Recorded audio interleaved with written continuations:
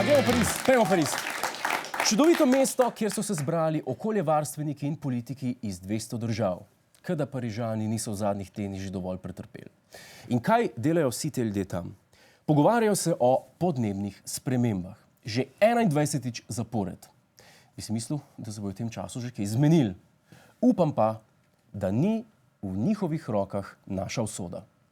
V rokah svetovnih voditeljev zbranih na podnebni konferenci v Parizu je torej usoda celotnega človeštva. Nov podnebni dogovor, ki bo omejil segrevanje ozračja do konca stoletja, je nujen.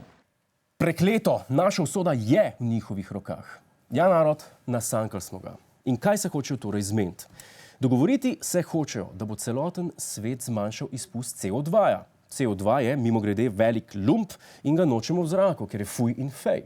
No, znanstveniki že 50 let grozijo, da se bo povprečna temperatura preveč dvignila, voditelji pa že 20 let govorijo, da je treba nekaj storiti.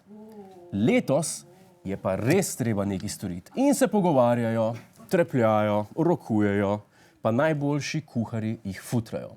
Še več. Srečanje v Parizu dodatno svinja okolje. Poglejmo. V mesto je z vsega sveta prišlo 22.000 ljudi in nihče od njih ni prišel peš. Vsa letala, avti in vlaki bojo skupno pokurili več kot 100 milijonov litrov nafte. To pa ni mala, ne da ne? To pomeni, da bojo v zrak spustili 300.000 ton ogljikovega dioksida. 300.000 ton za to, da se zmenijo, kako zmanjšati izpuste. Dragi moji, to zgleda kot veliko bluzenja in načreševanja. Tudi Obama obljublja.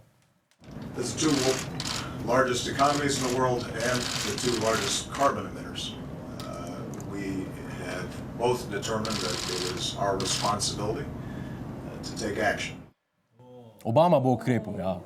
Če bi onesnaževanje lahko zbombardiral, bi ga že. Veste, kdo je eden največjih onesnaževalcev? Okej, tudi Janša, ki se čez vikend spatrijo fura, ampak ne mislim njega.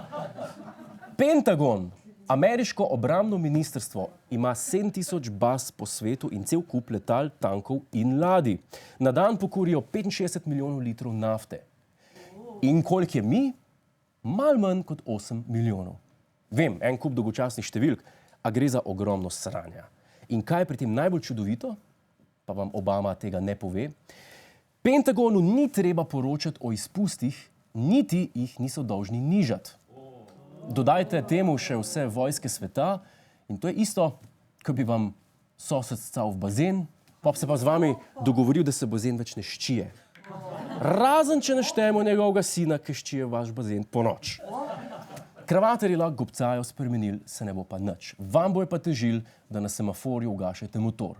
Na drugi strani pa bojo tanki in letala svinjala brez težav. A glej, važno, da smo zdrav, pa da žival ne trpi.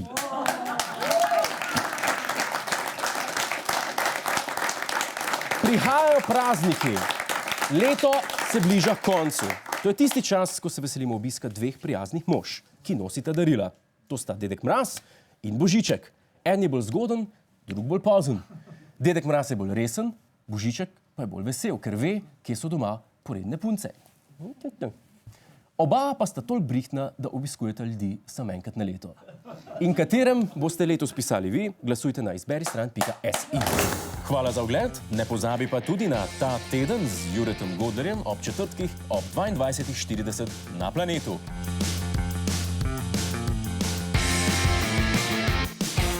Hej tujec, polajkaj nas na Facebooku, posledi nas na Twitterju in naroči se na naš YouTube kanal.